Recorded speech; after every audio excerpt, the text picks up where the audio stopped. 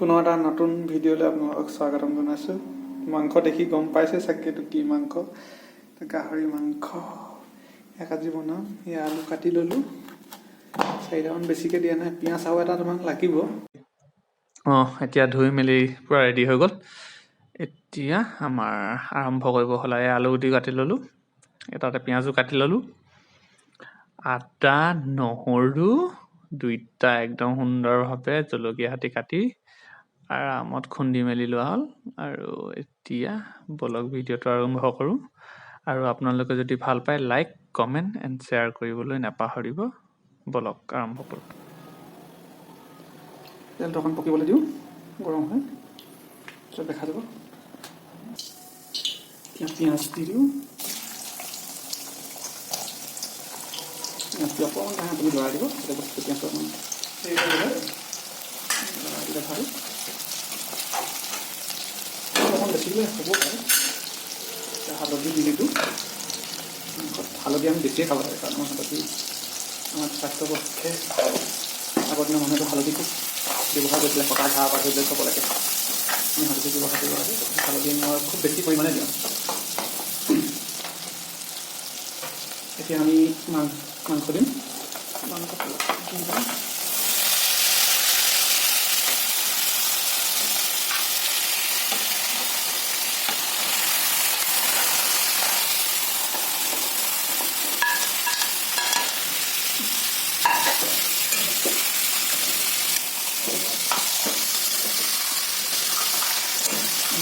অলপমান টাইম লৰাই দিব, যাতে ধুনীয়াকৈ ধান খাই যায়।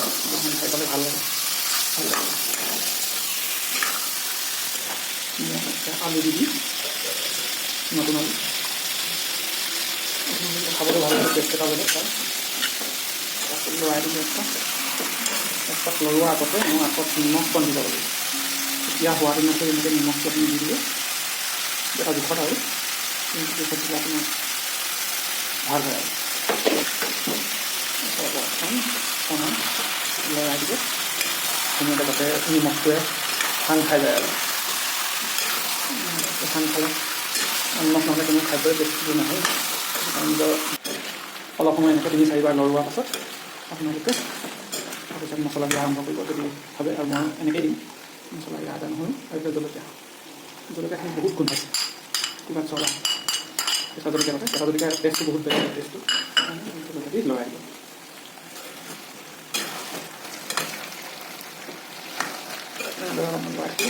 লাগি তেতিয়া মছলাটো লাগি নধৰে। আৰু এতিয়া মছলাৰ গোন্ধ আহিবলৈ ধৰিছে লাহে লাহে। আদা নহৰু গোন্ধটো বহুত ভাল লাগে মছলাত। এনেকৈ মই আদা নহৰু দিয়াৰ পিছত অলপমান টাইম লৰাই দিওঁ। লৰাই দি পিনি আকৌ মছলা দিব লাগে, ৰেড চিলি মিট মছলাবিলাক। তেতিয়া দিয়া আগতে অকণমান লৰাই ল'ব লাগে, লাগি থকা আদা নহৰুখিনি আঁতৰি আহে। মই সেইটো হিচাপতে লৰাই লওঁ।